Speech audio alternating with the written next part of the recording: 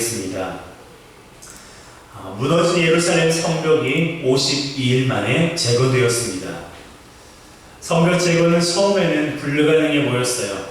일할 사람도 없고 주변에 공격도 있을 게 뻔했기 때문입니다. 하지만 느헤미야를 중심으로 성벽 재건 공사가 시작되었는데요. 역시나 예상했던 대로 원수들의 공격이 이만저만한 게 아니었어요.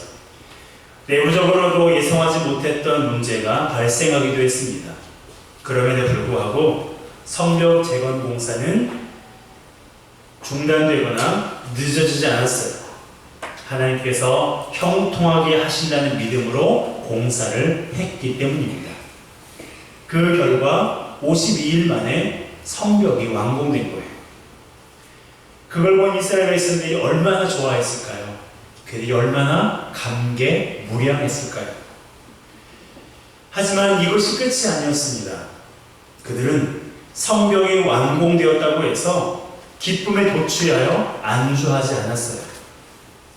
그들은 더 나은 것을 위해 모였습니다. 자발적으로 모였어요. 오랫동안 무너졌던 성벽을 재건한 기쁨보다 더 나은 것이 무엇이었을까요? 그것은 바로 하나님과의 관계 회복이었습니다. 그래서 제사장 겸 학사 에스라에게 하나님의 말씀을 읽어달라고 요청한 거예요. 생각해 보세요. 성벽을 재건하는 것을 생각지도 못했던 사람들이 성벽이 완공되자 하나님의 말씀을 들려달라고 모인 것입니다. 생각 같아서는 성벽이 재건되었으니까 축하 파티를 열어서 고생한 사람들을 위로하고 느헤미야에게 감사패도 전달하는 것이 순서일 것 같은데 말이에요. 물론 수고한 사람들을 위로했을 거예요. 느헤미야에게도 고마움을 표현했을 것입니다. 그런데 그 일 외에 재건된 성벽을 보는 사람들 앞에 무언가 모를 울림이 그 안에 있었던 것 같아요. 그것이 바로 하나님과의 관계 회복입니다. 따라할까요? 하나님과의 관계 회복. 그 전까지는 이스라엘 백성이 이것을 알지 못했어요. 이것이 중요한지를 몰랐습니다. 그래서 느헤미야가 오기 전에는 누구 하나 성벽을 재건하려고 하지 않았어요. 바벨론에서 포로로 있다가 고향으로 돌아오긴 했는데 이미 성벽은 무너진 상태였고 주변 환경은 좋지 않으니까 거기에 적응하면서 살았던 거예요. 그러다 보니 돈 있는 사람들은 없는 사람들을 업신여기고 자기들도 노예로 있으면서도 동족을 노예로 삼는 일도 발생을 한 거예요. 그래서 성벽을 건축하는 과정에도 이러한 문제로 어려움을 겪기도 했습니다. 이렇게 살아가다 보니까 사람들에게는 돈과 권력이 중요했지 하나님과의 관계 회복에 대해서는 생각지도 못했던 거예요. 사느라 바빠서, 힘들어서, 고달파서 하나님과의 관계는 생각지도 못했어요. 그런데요, 성벽이 재건된 것을 보니까 그제서야 그 안에 울렁거림이 있는 거예요. 울림이 있는 거예요. 그들이 잊고 있었던 하나님과의 관계가 생각난 것입니다. 우리가 그동안 하나님께 너무나 무심했구나. 사느라 바빠서, 사는 게 힘들고 고달파서 하나님과의 관계를 너무나 소홀히 했고 하나님을 생각하면서 살지 않았구나 라는 그 마음이 그들 안에 생겼던 것 같습니다. 여러분, 그들에게 이런 일이 일어난 이유가 무엇이었을까요? 왜 갑자기 하지도 않았던 하나님과의 관계 회복을 생각하고 에스라를 초청해서 우리에게 율법책을 좀 읽어달라고 그렇게 요청을 했을까요? 여러분, 그것은요 느헤미야가 보여주었던 믿음의 행동 때문이에요.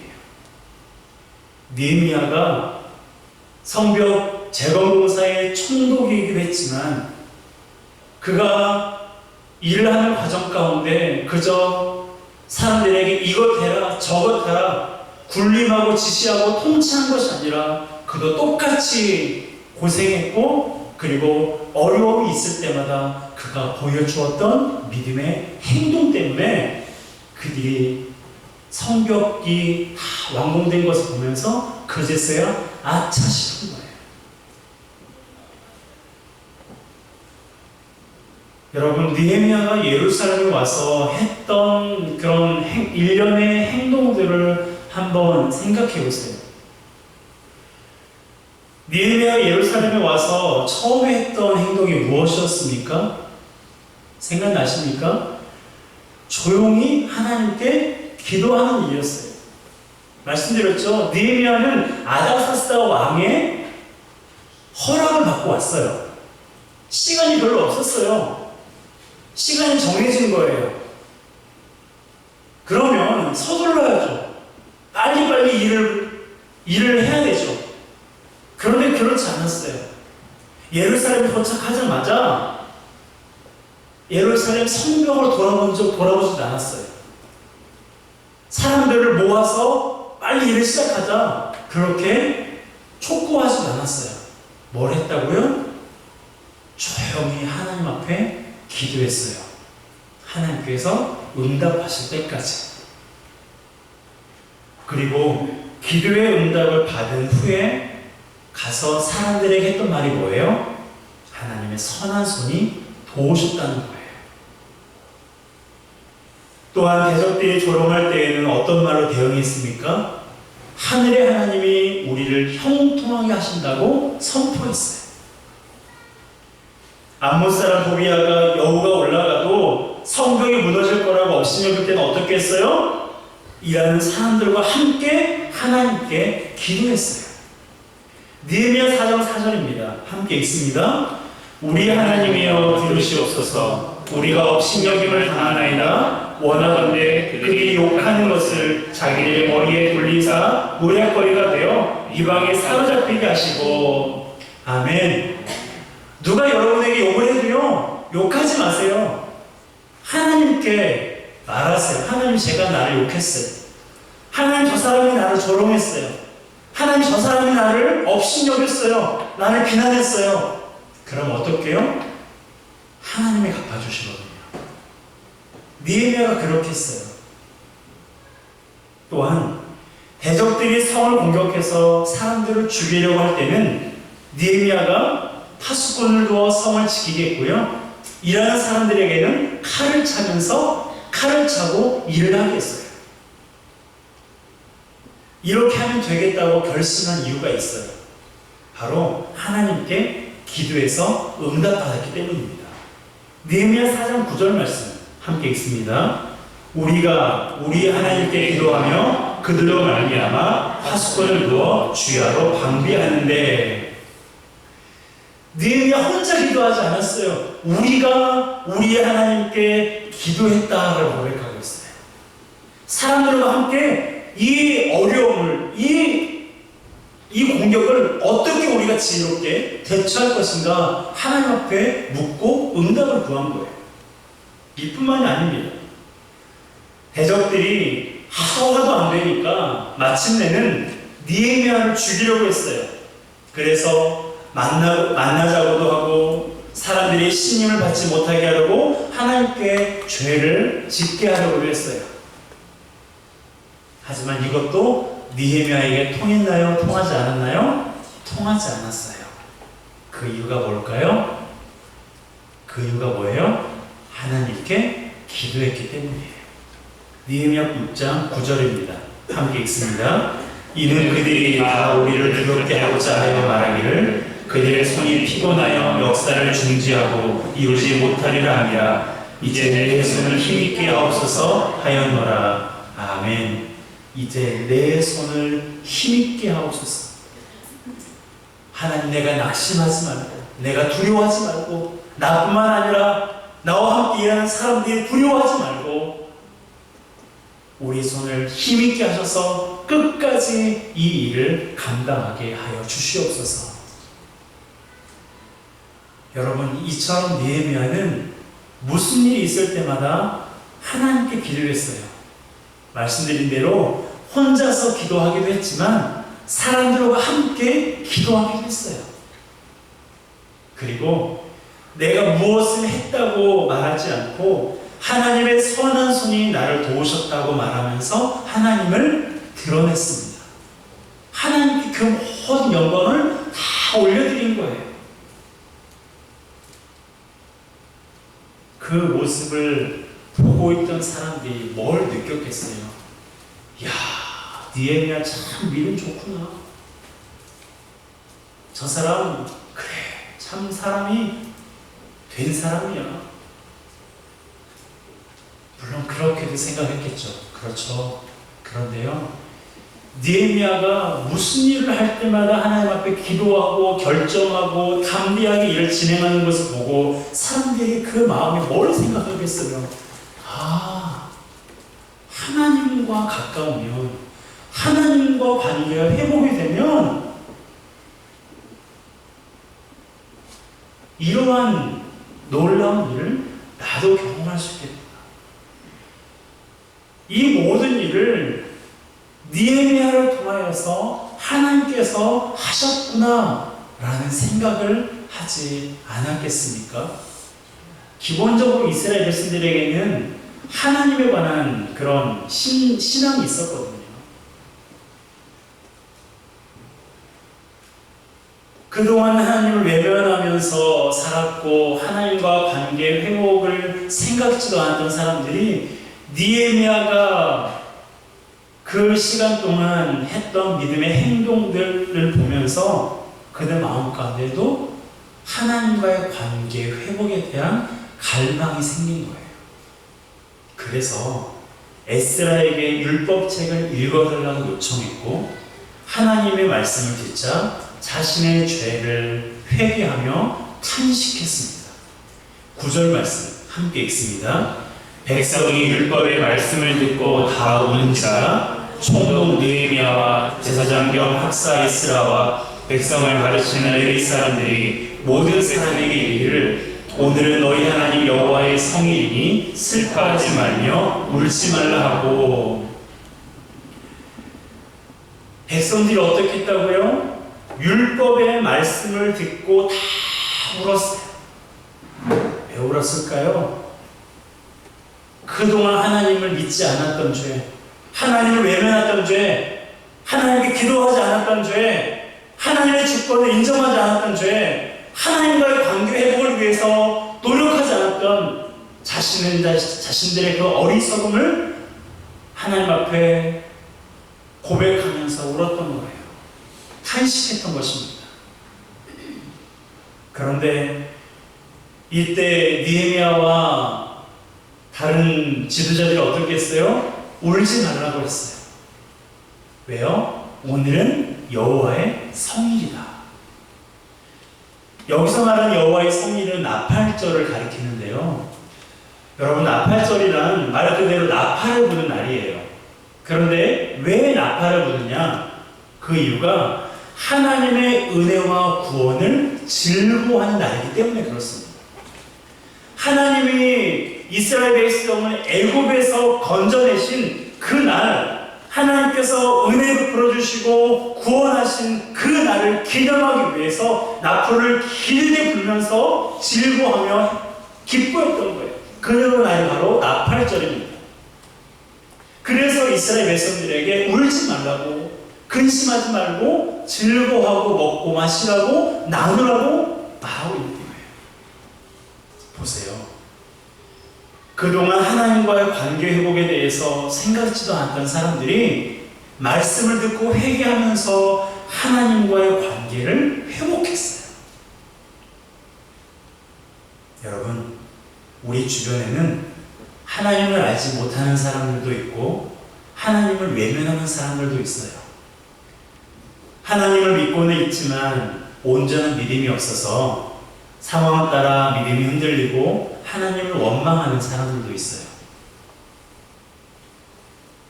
그러면 우리가 그들에 대해서 어떤 자세를 취해야 될까요? 그들을 말로 설득할 수 있을까요? 하나님은 그런 분이 아니라고 한들 그들이 들을까요? 여러분, 우리가 할 수 있는 일은요, 그들을 설득하고 그들을 비난하는 게 아니에요. 뭘 해야 돼요? 하나님이 살아계시다는 것을 삶으로 보여줘야 돼요. 느헤미야가 하나님이 살아 역사하신다는 것을 하나님을 까마득하게 잊어버리고 있었던 이스라엘 백성들에게 기도하면서 믿음으로 행동을 하면서 그가 보여주었던 것처럼 우리도 그렇게 보여줘야 돼요. 어떻게 삶으로 보여줄 수 있을까요? 바로 여호와로 인하여 기뻐하는 것이 우리의 힘이라는 것을 보여주면 되는 거예요. 자, 10절 말씀 함께 읽습니다. 시작. 느헤미야가 또 그들에게 이르기를 너희는 가서 살찐 것을 먹고 단 것을 마시되 준비하지 못한 자에게는 나누어 주라. 이날은 우리 주의 성일이니 근심하지 말라. 여호와로 인하여 기뻐하는 것이 너희의 힘이니라 하고. 아멘. 따라해볼까요? 여호와로 인하여 기뻐하는 것이 너희의 힘이니라. 할렐루야. 여러분, 이 말씀 믿으십니까?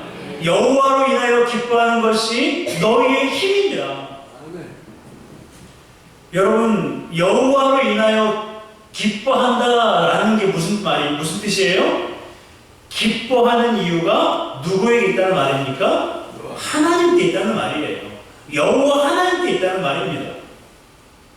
하나님의 존재와 그가 하신 일이 기쁨의 이유가 된다는 거예요. 그것이 너희의 뭐라고요? 그것이 너희의 힘이냐. 느헤미야가 살면서 이것을 보여준 거예요. 느헤미야가 왜 힘들지 않았겠어요? 왜 고통스럽지 않았겠어요? 왜 화가 나지 않았겠어요? 그럼에도 불구하고 낙심하지 않고 두려워하지 않고 분내지 않고 그가 할 수 있었던 것은 여호와를 기뻐했기 때문이에요. 하나님께서 지금까지 자신에게 행하셨던 그 일들을 그가 알았고 이후에도 그렇게 하실 것을 믿었기 때문입니다. 지금까지 자신을 기쁘게 했던 하나님께서 이후에도 하나님께서 기쁘게 하실 거라는 믿음이 느헤미야에게 있었어요. 그래서 여호와로 인하여 기뻐하는 것이 너희의 힘이다. 여러분, 이것을 경험하지 않고서는요, 이렇게 말할 수가 없는 거예요. 여호와로 인하여 기뻐하는 것을 경험하지 않은 사람은 여호와를 기뻐하라고, 여호와를 기뻐하면 우리에게 힘이 난다고, 여호와를 기뻐하면 우리가 용기가 생긴다고, 그렇게 말할 수가 없는 거예요.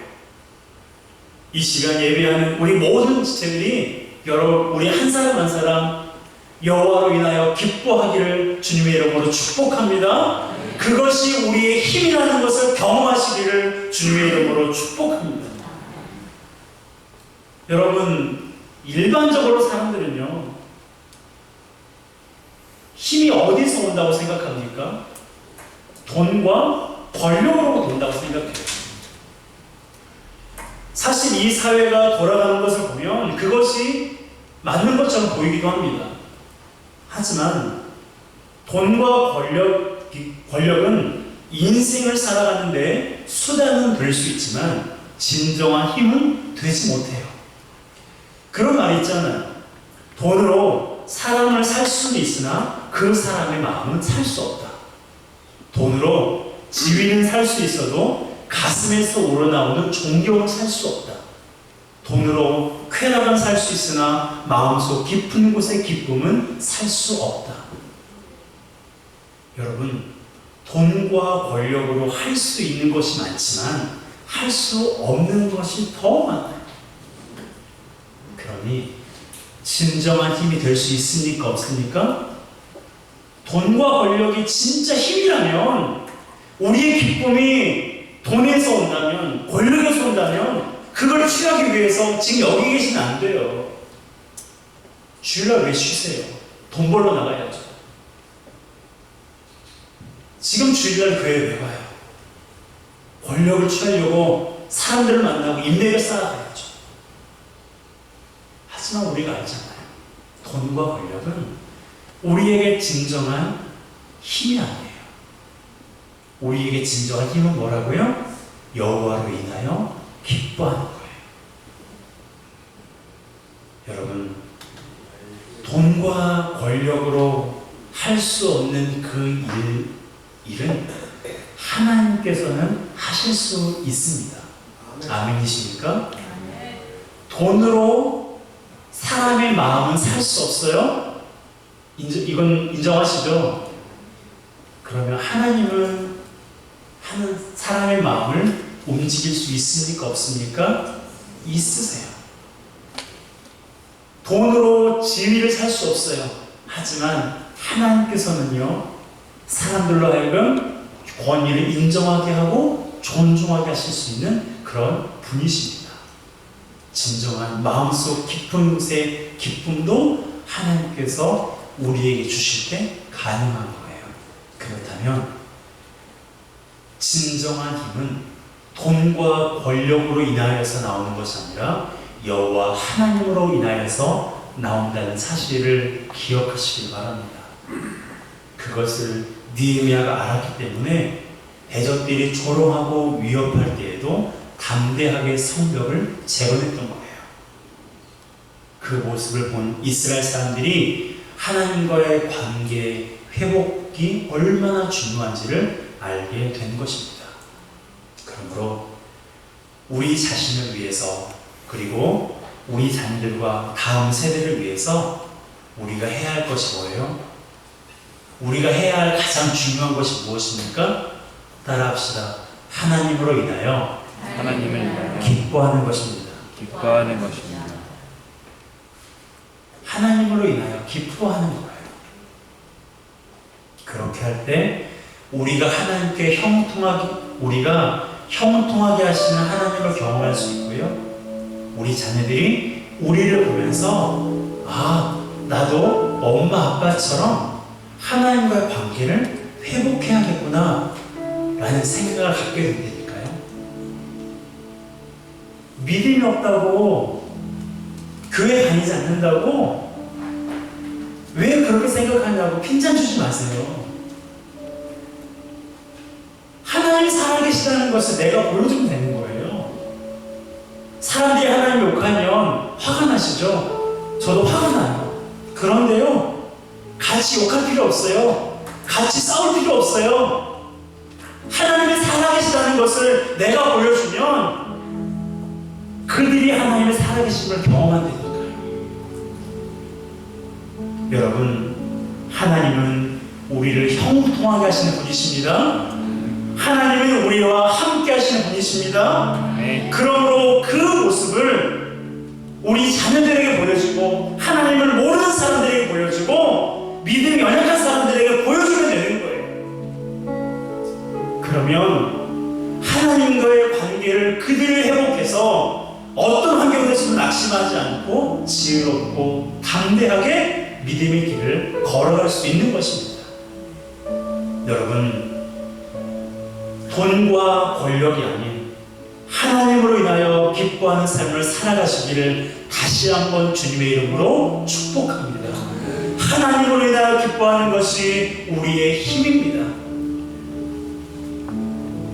사람들은 취업한 것 때문에 기뻐하고, 돈 버는 것 때문에 기뻐하고, 건강한 것 때문에 기뻐하고, 기뻐하는 이유가 그런 것들이에요. 물론 우리도 기뻐요. 저도 이곳에 앉아 계시지 않는 우리 연로하신 성도님들이 다시 건강을 되찾아서 함께 예배했으면 좋겠어요. 그럼 얼마나 기쁘겠어요.